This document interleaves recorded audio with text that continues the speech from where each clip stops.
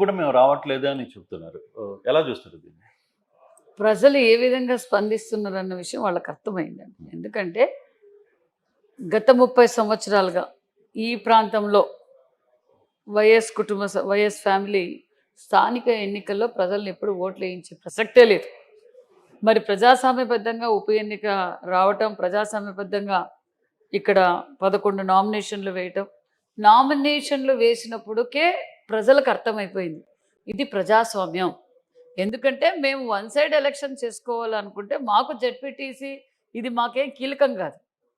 అందులో 8 నెలలు అయిపోతుంది. 8 నెలలు అయిపోతుంది. అయినా జెడ్పీటీసీ మాకేం కూటమి ప్రభుత్వానికి ఏం కీలకం కాదు, కీలకేం కాదు ఇది. మరి వీళ్ళు ప్రజాస్వామ్యబద్ధంగా 11 నామినేషన్లు పడ్డాయి. ప్రజలకు ఒక నమ్మకం కుదిరింది. ఎందుకంటే గతంలో ఎప్పుడే కానీ స్థానిక ఎన్నికల్లో నామినేషన్లు వేనిచ్చేవారు కాదు, ఏసేకి వస్తే బెదిరించేవారు. ఇది నాట్ ఓన్లీ పులివెందుల, ఈ రాజారెడ్డి రాజ్యాంగం గత 5 సంవత్సరాలుగా స్థానిక ఎన్నికల్లో ఎక్కడ పోటీ చేయనీలేదు. ఏసేకి వచ్చిన వాళ్ళు కొట్టడం, బెదరడం చూశారు. మీరు 11 నామినేషన్లు పట్టడంతోనే జగన్మోహన్ రెడ్డి గారికి వాళ్ళ పార్టీకి అర్థమైపోయింది ఎన్నికలు ప్రజాస్వామ్యబద్ధంగా జరుగుతున్నాయి. అది ప్రచారం. మరి నామినేషన్లు వేసిన తర్వాతైనా, ప్రచారం మొదలుపెట్టిన తర్వాత అయినా వాళ్ళు ఎన్నికలు బైకాట్ చేయొచ్చు. మేము కూటమి ప్రభుత్వం, కాంగ్రెస్ వాళ్ళు కాంగ్రెస్ ప్రచారం చేసుకున్నారు, ఇండిపెండెంట్.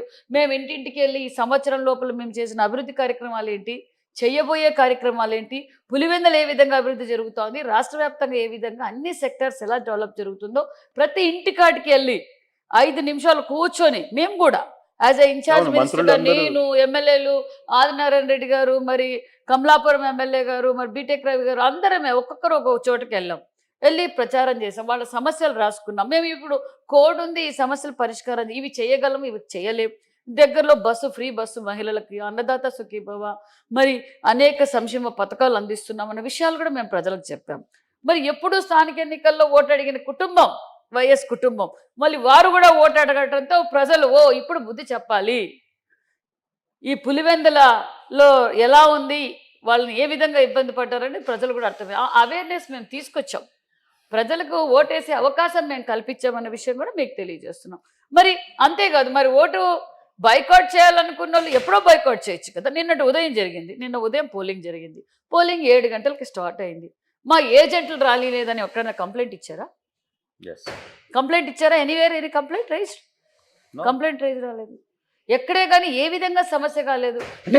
మీరు చెప్పే దాంట్లో వైసీపీ క్యాడరే అసలు పూర్తిగా టీడీపీ వైపు వచ్చేసిందని అనుకోవాలా? ఏజెంట్లు కూడా రాలేదు, పైగా ఎక్కడ కంప్లైంట్ కూడా చేయలేదు. సార్ వైసీపీలో మీరు ఎన్ని జాయినింగ్స్ అయ్యాయి, ఎంతమంది మెయిన్ లీడర్స్ జాయినింగ్ అయ్యారు. కొంతమంది వాళ్ళతో ఉండటం ఇష్టం లేక ఇక టీడీపీలోకి వెళ్తే భయపడితే ఏం చేస్తారో ఏమని చెప్పి కొంతమంది బయటికి వెళ్ళిపోయారు. నేను అనేది ఇప్పుడు మరి ఎలక్షన్ నిన్న ఉదయం నుంచి జరుగుతుంది. అవినాష్ రెడ్డి గారు సేవ్ డెమోక్రసీ అని పులివెందుల నడివీధుల్లో నడుచుకుంటూ పోతుంటే పులివెందుల ప్రజలే నవ్వుకున్నారు. సేవ్ డెమోక్రసీ ఏంటి? ఇప్పుడు వి సేవ్డ్ డెమోక్రసీ, మేము కాపాడాం డెమోక్రసీని, ఆయన కోరుకున్నట్లుగా సేవ్డ్ చేశాం. మరి ఈరోజు నేను ఒక్కటే చెప్తున్నా, అవినాష్ రెడ్డి గారికి కావచ్చు, జగన్మోహన్ రెడ్డి గారు నిన్న ఉదయం ఎలక్షన్ జరిగింది. మీకు ఉదయం నుంచే మా ఏజెంట్లు రానిలేదు, అక్కడి నుంచి వచ్చారు, ఇన్ఛార్జ్ మంత్రి గారు మనుషులు తీసుకొచ్చారు, మరి ఆదినారాయణ రెడ్డి గారు తీసుకొచ్చారు, అది తీసుకొచ్చారు, ఇది. మరి ఉదయమే బైకాట్ చేయొచ్చు కదా. వాళ్ళు బైకాట్ చేయలేదు. సాయంకాలానికి ఏ బూత్లో ఏంటి ఏం కథ అని ఫీడ్బ్యాక్ తెచ్చుకున్న తర్వాత ఇంక లేదు, మన పార్టీకి ఏజెంట్లు కూడా రాలేదు, ఏజెంట్లు కూడా పెట్టలేని పరిస్థితికి వైసీపీ పార్టీ వెళ్ళిపోయిందనే విషయం తెలుసుకొని మేము బైకాట్ చేస్తున్నాం. ఎక్కడన్నా పలానా బూత్లో వైసీపీ మా ఏజెంట్ని కూర్చోలేదని సీఈఓకో కలెక్టర్కో ఎవరికైనా ఎలక్షన్ కమిషన్ కంప్లైంట్ పెట్టి నిన్న సాయంకాలం నుంచి మొదలైంది మళ్ళీ డ్రామా, డైవర్షన్ పాలిటిక్స్ మొదలుపెట్టారు. నిన్న రాత్రి నుంచి పెట్టారు. మా రాత్రి మరి ఎలక్షన్ కమిషన్ కూడా మరి ఏం పరిశీలించారో, మరి 2 బూతులు రీపోలింగ్ పెట్టారు. రీపోలింగ్ అడిగింది వైసీపీ పార్టీ, మళ్ళీ ఈరోజు బైకాట్ చేస్తా ఉండేది వైసీపీ పార్టీ. మరి ప్రజలకి ఇదేం అర్థం కాదా అండి? రేపు కౌంటింగ్ కూడా బైకాట్ చేస్తే ఏంటి పరిస్థితి? చంద్రబాబు నాయుడు గారు అరాచకం. ఇప్పుడు ప్రశాంతంగా ఓటింగ్ జరిగితే చంద్రబాబు నాయుడు గారు అరాచకం, సతీష్ రెడ్డి గారేమో లోకేష్ బాబు గారిని మాట్లాడతారు, అవినాష్ రెడ్డి గారేమో పోలీసుల్ని, రెవెన్యూ డిపార్ట్మెంట్ని, ఎలక్షన్ కమిషన్ని, అదేవిధంగా మరి టీడీపీ నాయకుల్ని, కూటమి నాయకుల్ని మాట్లాడతారు. ప్రజాస్వామ్యబద్ధంగా మేము 11 నామినేషన్లని వేయించడమే ప్రజాస్వామ్యం. ఎక్కడ ప్రజాస్వామ్యమే లేదు. పోలీసులు వన్ సైడ్గా పనిచేశారు. ఇప్పుడు జగన్ కూడా క్లియర్గా ఒకే మాట మాట్లాడుతున్నారు. ఇప్పుడు ప్రెస్ మీట్లో కూడా తాజాగా ఆయన ఒక మాట మాట్లాడారు. అసలు ఈ ప్రజాస్వామ్యమా చంద్రబాబు పూర్తిగా కూడా ఒక కూనీ ప్రజాస్వామ్యాన్ని కూనీ చేశారు అని చెప్పి ఆయన మాట్లాడుతున్నారు. వాళ్ళ మైండ్ సెట్ అలాగే ఉంటుంది. ఎందుకంటే వాళ్ళు కూలీలు చేయటం, గూండాలు, అరాచకాలు చేయడం ఇవన్నీ ప్రజలకు అర్థమైపోయిందండి. ఆ రోజు కూడా ఏం చెప్పారు? ఈవీఎంలు మీద Yes. ఈవీఎంలు మోసం చేశారు, మోసం cheating చేశారు, చేశారు, ఈవీఎంల గెలిచారు మీద మోసం చేశారన్నారు. ఇప్పుడేమో వెన్నుపోటు దినోత్సవం. ఈవీఎంలు మోసం చేశారన్నారు. ఇప్పుడేమో బ్యాలెట్ రిగ్గింగ్ చేసుకున్నానన్నారు. ప్రజలు మోసం చేశారని చెప్పి ఆ రోజు కూడా ఏం చేశారు చెప్పండి? వెన్నుపోటు దినోత్సవం అని చెప్పిన మూర్ఖుడు జగన్మోహన్ రెడ్డి గారు. నేను అనేది ఇప్పుడు కూడా నిన్నటి కూడా ఏ సాక్షిలో ఏదో వచ్చింది, చంద్రబాబు నాయుడు గారి ఫోటో పెట్టి అప్రజాస్వామ్యం అని చెప్పి పెట్టారు. ఆటవిక న్యాయం.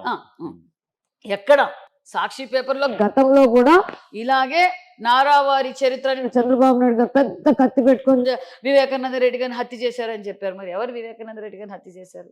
చంద్రబాబు నాయుడు గారి క్యారెక్టర్ అదా? ఒకరిని ఆయన చెయ్యరు, ఇంకొకరిని చేయనీరు, చేస్తే ఒప్పుకోరు. అలాంటి నాయకుడు చంద్రబాబు నాయుడు గారు. మరి ఈ రోజు వీళ్ళు ప్రజాస్వామ్యం గురించి మాట్లాడడం అసలు ప్రజలే నవ్వుకుంటున్నారు. ప్రజా సేవ్ డెమోక్రసీ ఏంటి? వీళ్ళు ఇప్పుడిప్పుడే ఈ వెంటిలేటర్ మీద ఉన్న ఈ రాష్ట్రాన్ని ఆక్సిజన్ స్థాయికి తీసుకొచ్చి ఈ రాష్ట్రాన్ని పరుగులు పెడుతున్నారు.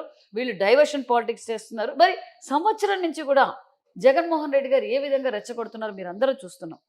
ఒక ముఖ్యమంత్రిగా పనిచేసిన వ్యక్తి, ఒక పులివెందల ఎమ్మెల్యేగా ఎంతో బాధ్యతగా వ్యవహరించాల్సిన వ్యక్తి నరికితే తప్పే ఉంది అంటారు.